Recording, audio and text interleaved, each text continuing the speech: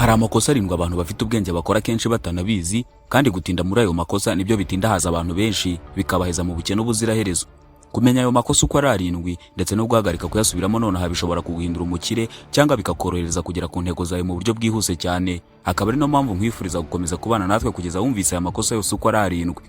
Tutizimbye mu magambo, reka dutangirane n'ikosa rya mbere mu makosa arindwi abantu bazi ubwenge bakora batabizi akababuza gutera imbere. Ikosa rya mbere ni ugutekereza cyane ugakora gake. Hari abantu benshi bibwira ko kugira ubwenge buhambaye bihagije kugira ngo umuntu agere ku ntsinzi, nyamara ukuri nuko rimwe na rimwe ahubwo ubwo bwenge haribwo bushobora kukubuza gutera intambwe. Umuntu uzi gutekereza cyane ahora ashaka kubanza gusobanukirwa buri kantu, ahora ashaka gahunda itunganye kandi idafite inenge, ariko mu gihe aba akiri mu igenamigambi, undi muntu ushobora kuba atanamurusha ubwenge aba yaramaze gutangira gukora. Abantu bafite ubwenge bakunda gusoma byinshi, gukora ubushakashatsi no gusesengura ibintu ku buryo burambuye. Ibyo ubwabyo ni byiza, ariko biba ikibazo iyo bisimbuye ibikorwa nyabyo. Kumenya byinshi ntibisobanuye ko hari intambwe umaze gutera. Nta muntu wiga kwigirira icyizere abitekerezaho gusa, nta wiga ubucuruzi areba amashuri abyigisha gusa, kandi nta wamenya kuvugira mu ruhame, kuyobora cyangwa kugurisha atarigeze abikora mu buzima bwe busanzwe. Hari igihe kigera ukaba ugomba kuva mu bitekerezo ukinjira mu bikorwa. Ikibazo gikomeye nuko abantu benshi bategereza kumva biteguye neza mbere yo gutangira. Bashaka ibisubizo byose mbere yo gutera intambwe ya mbere, nyamara kenshi ibisubizo n'uburambe biboneka nyuma yo gutangira si imbere yabyo. Isi ntishimira umuntu watekereje cyane kurusha abandi, ahubwo isi ihemba watangiye akemera gukora amakosa akayigiraho maze agakomeza gutera imbere. Buri kosa rikwigisha isomo ritaboneka mu bitabo cyangwa mu bitekerezo gusa. Niba ushaka kuva ku rwego rw'abantu basanzwe ukagera ku ntsinzi, reka gutegereza igihe cyiza cyangwa gahunda itunganye, ahubwo tangirana n'ibyo ufite uyu munsi. Uko ugenda ukora niko ugenda urushaho gusobanukirwa, kandi ni nako amahirwe atangira kukwegera. Mu buzima ibikorwa bihora birusha agaciro ibitekerezo byiza bitigeze bishyirwa mu bikorwa. Ikosa rya kabiri ni ukwibwira ko kugira ubushobozi bihagije. Abantu benshi bafite ubwenge bakura bumva babwira ko bafite impano idasanzwe, ko bashoboye kandi bafite ejo hazaza. Ibyo bituma bamwe batangira kwizera ko ubwenge bwabo bwonyine buzabafungurira imiryango y'intsinzi n'iterambere, nyamara ubuzima ntibukora muri ubwo buryo. Hari itandukaniro rinini hagati yo gushobora gukora ikintu no kubugirira abandi akamaro. Ushobora kubuza byinshi ufite impano nyinshi cyangwa warize cyane, ariko ibyo byose ntacyo bivuze niba bitakemura ikibazo cy'abandi cyangwa ngo bibafashe mu bundi buryo bufatika. Isi ntabwo ihemba abantu kubera ubushobozi bafite, ahubwo ihemba abantu kubera agaciro batanga. Umuntu ashobora kuba atarize cyane cyangwa ngo abe ari uzi byinshi, ariko akamenya gukoresha ubumenyi buke afite agakemura ikibazo abantu bafite.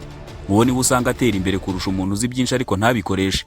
Abantu benshi bafite ubwenge bagwa mu mutego wo kumenya ibintu byinshi icyarimwe, ariko ntibagire icyo bahinduramo umwuga cyangwa serivisi ifitiye abandi akamaro. Bamenya byinshi ariko ntibagaragaze neza icyo bashoboye kurusha abandi. Niba ushaka gutera imbere, reka kwibaza uti ese ndi umunyabwenge, ahubwo ujye wibaza uti ni iki nshobora gukora cyafasha abandi ku buryo bakinyishyurira cyangwa se bakanyizera. Iyo utangiye gutekereza muri ubwo buryo ubuzima burahinduka. Uva mu kwishingikiriza ku mashimwe cyangwa ku mpano gusa, ugatangira kubaka agaciro nyako, kandi umuntu wubaka agaciro niwe amahirwe ahora ashakisha. Ibuka ko ejo hazaza hawe hatubakwa n'ibyo ushobora gukora umunsi umwe gusa, ahubwo hubakwa n'ibyo utangira gukora uyu munsi ukabisubiramo iminsi myinshi. Iyo ubushobozi bwawe buhindutse igisubizo cy'ibibazo by'abandi, nibwo intsinzi itangira kugushaka. Ikosa rya gatatu ni ugutinya kugaragara nk'utazi ibintu. Kimwe mu bintu bikunze kubuza abantu bafite ubwenge gutera imbere ni ugutinya kugaragara nk'abatazi ibyo barimo. Abantu bazi ubwenge baba bamenyereye gusubiza ibibazo neza, gusobanukirwa ibintu vuba no gushimwa kubera ubwenge bwabo, babwirwa ko ari abahanga bazi gukora ibintu neza. Buhoro buhoro isura yo kuba aribo bazi byose iba igice cy'ubuzima bwabo. Ariko ikibazo nuko buri bumenyi bushya butangirana no kutamenya. Iyo utangiye kwiga ikintu gishya, uba ukora amakosa, ukabaza ibibazo byoroshye byumvikana nk'ibitarimo ubwenge ku bantu bamaze igihe bazi icyo kintu uri gushaka kwiga, kandi ugakora buhoro kurusha ababimazemo igihe. Ibyo si ikimenyetso cy'ubuswa, ahubwo ni intambwe isanzwe yo kwiga. Abantu benshi bafite ubwenge ntibakunda icyo cyiciro. Bumva ko kubaza ikibazo cyoroshye cyangwa gukora ikosa imbere y'abandi byabatesha agaciro. Niyo mpamvu bahitamo kuguma mu bintu basanzwe bazi aho kugerageza ibishya. Kubera iyo mpamvu bashobora gukora ibintu biboroheye kandi bibaha icyubahiro, ariko ntibagire ubumenyi bushya bunguka. Mu gihe bo bakomeje kurinda isura yabo, abandi bemera kugaragara nk'abataramenya ibintu, bakiga bagakora amakosa, maze nyuma y'igihe bakarushaho kubona ubunararibonye n'ubushobozi. Ukuri nuko nta muntu uba umuhanga kuva ku munsi wa mbere. Abantu bose batsinze banyuze mu gihe cyo kwibeshya, gusekwa no kunanirwa. Itandukaniro nuko bo batemeye ko isoni zibabuza gukomeza. Niba ushaka gukura no gutera imbere, ugomba kwemera kuba umunyeshuri. Bazi ibibazo, gerageza ibintu bishya, kandi wemere gukora amakosa. Amakosa si ikimenyetso cyo gutsindwa, ni igiciro cyo kwiga. Ibuka ko abantu batera imbere atari abatinya kugaragara nk'abatazi byinshi, ahubwo nabemera gutangira nk'abatazi byinshi bakihangana kugeza babaye abahanga. Iyo uhisemo kurinda isura yawe aho gushaka ubumenyi, uba urinze ego yawe cyangwa se kamere yawe, ariko ukabuza ubuzima bwawe gutera imbere. Reka tugere ku ikosa rya kane, ndagira ngo naryo ryumve witonze neza. Abantu bafite ubwenge akenshi baba bazi neza aho ibitekerezo byabo bigana, kandi bakabona amakosa mbere y'uko abandi bayabona. Ibyo bituma bakunda kugira igitekerezo gikomeye kandi bakifuza kuba ari bo bafite ukuri cyangwa bari mu kuri, ariko ibyo bihindutse umuco bishobora kukubuza gutera imbere. Ahubwo ikibazo si ukugira ukuri, ahubwo nuko rimwe na rimwe abantu bibanda cyane ku kuba ari bo bafite ukuri kurusha abandi, aho kwibanda ku ntambwe igana imbere. Ushobora kuba uzi neza igitekerezo cyawe ko ari cyo, ariko ntibivuze ko kukirwanira buri gihe bizaguha umusaruro mu buzima bwawe. Hari abantu baba bafite ibitekerezo byiza ariko ntibagere ku bikorwa byinshi, kuko bamara igihe kinini bashaka gusobanura impamvu abandi bibeshye. Mu gihe baba bari mu biganiro no mu mpaka, abandi baba bari kubaka, kugerageza ndetse no gutera intambwe igana mu iterambere. Ukuri kuri mu mutwe wawe ntikugira agaciro kenshi niba ntacyo kukugezaho mu buzima bwawe.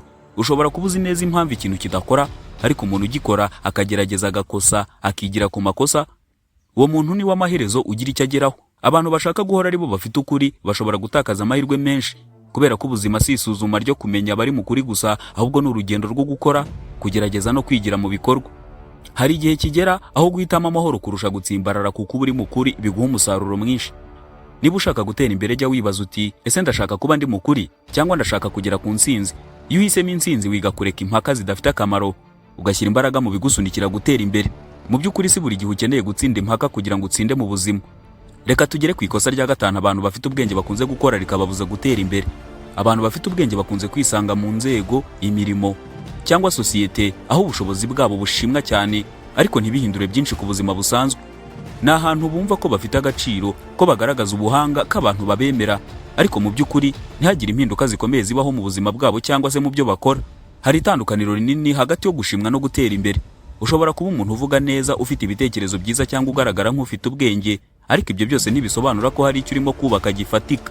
Impamvu abantu benshi bazi ubwenge batsindwa nuko bahitamo kuguma muri sosiyete ibaha icyubahiro mu buryo bworoshye, ahantu bavuga ibintu byiza ku bitekerezo byawe, ahantu bakwita umuhanga, aho wumva uri hejuru y'abandi mu buryo bwo gutekereza. Ariko ibyo bishobora kuba umutego ukomeye cyane wo gutera imbere, kuko bituma wumva ko nta byo kwiga bihari. Mu buzima hari aho ugera kuba uzi byinshi bikaba atari byo bifite agaciro, ahubwo kuba ukora byinshi akaba ari byo by'ingenzi. Hari abantu bamenyereye kuganira cyane ku bitekerezo byiza, ariko ntibashobora kubihindura ibikorwa bifatika bigira icyo bihindura. Iyo ugumye ahantu ho gushimwa gusa, hamwe bahora bakwereka ko uzi ubwenge, ushobora gutakaza inzara yo gukura, kwiga no gutera imbere, kuko buri gihe wumva wihagije, wumva ugezweho, wumva abandi bakubaha, ariko mu by'ukuri nta kintu gikomeye kiba kirimo kukuvamo mu buryo bw'umusaruro. Niba ushaka kwirindira ikosa, jya wibaza uti, aho ndi hari icyo mbona ndi gukora gifatika gishobora kumpindurira ubuzima, cyangwa se ahubwo ndi mu mwanya wo gushimwa gusa bambwira ko nshoboye nzi ubwenge.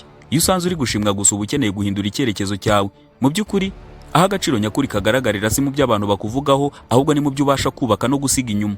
Ikosa rya gatandatu abantu bazi ubwenge bakora batabizi akenshi rikabasubiza inyuma, ni bizwi nka procrastination cyangwa gutinza ibintu. Abantu benshi bafite ubwenge bakunze kugwa mu mutego wo gushaka gutunganya ibintu neza cyane mbere y'uko batangira. Baba bafite ibitekerezo byiza, imishinga minini n'inzozi zishobora guhindura byinshi, ariko aho kugira ngo batangire bamara igihe kinini bari gutegura no gutegereza intangiriro itunganye.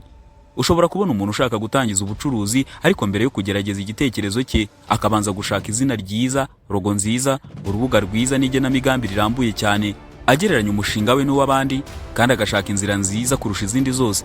Ibyo byose biba ari ugushaka gutunganya ejo hazaza mbere yo kwemeza ko hari intambwe ya mbere watangiye gutera. Ariko ukuri nuko nta kintu na kimwe kiba cyiza mu ntangiriro, ibyiza byose biza nyuma yo gutangira, si imbere. Abantu bafite ubwenge bakunze kwanga gukora ibintu bitaratungana, kuko badakunda gusesagura igihe cyangwa se gukora ikintu kitazaba gifite ireme ryisumbuyeho. Ariko mu gushaka kwirinda gusesagura, ahubwo bashobora gusesagura amahirwe baba bafite. Uko byagenda kose intangiriro iba ari nto, idatunganye, rimwe na rimwe ikanabiteye isoni. Ariko iyo utangiye, ibitekerezo byawe bitangira kubona uko isi ibyakira, aho kuba mu mutwe wawe gusa. Ushobora kwicara amezi n'amezi ugerageza gukora plan nziza, ariko umuntu watangiranye n'ibintu byoroshye akabikosora buhoro buhoro, amaherezo aba amaze kugira hagera n'ibyo amenya, wowe ugitegereje gutunganya ibintu utaramenya. Niba ushaka gutera imbere, jya wibaza uti, ese ndimo gutegura ejo hazaza cyangwa ndimo kwirinda gutangira? Iyo uhisemo gutangirana n'ibyo ufite, nibwo ibintu bitangira guhinduka. Mu by'ukuri intambwe nto ni nziza cyane kandi iratunganye kurusha igenamigambi rinini ritigeze rishyirwa mu bikorwa cyangwa ritangizwa. Reka tugere ku ikosa rya karindwi abantu benshi bafite ubwenge bakora rikababuza gutera imbere. Abantu benshi bafite ubwenge bizera ko ubushobozi bwo gutekereza neza aribwo buzabageza ku ntsinzi, ariko mu buzima nyakuri si kenshi ubwenge bwonyine buzageza umuntu kure. Icyo abantu benshi batazi nuko intsinzi ikunze kugengwa n'icyo twakwita ubutwari bwo gukora ibintu kurusha ubuhanga. Gutangira ikintu gishya, gusaba amahirwe cyangwa gusaba akazi, guhindura inzira y'ubuzima, kuvuga icyo utekereza, kwiyemeza kureka ibintu runaka, kwiyemeza kuva ahantu hamwe ukajya ahandi, cyangwa gusohora igitekerezo cyawe ku mugaragaro abantu bose bakakimenya. Ibyo byose ntibisaba gusa ubwenge, ahubwo bisaba ubushake bwo kwishyira mu kaga kutazi neza uko bizagenda. Abantu bafite ubwenge bakunda kubona ingaruka nyinshi z'ibishoboka mbere y'uko batangira gukora ikintu.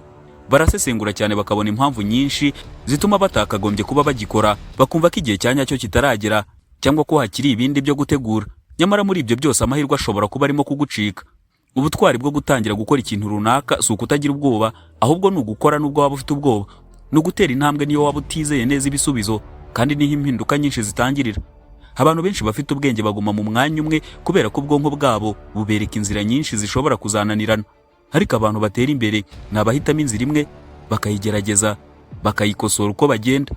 Niba ushaka kwirindira ikosa, jya wibuka ko ubuzima budakenera gusa ibitekerezo byiza, ahubwo bukenera abantu bafite ubushake bwo kubishyira mu bikorwa, niyo byaba bivuze kwishora mu byo utazi bizavamo.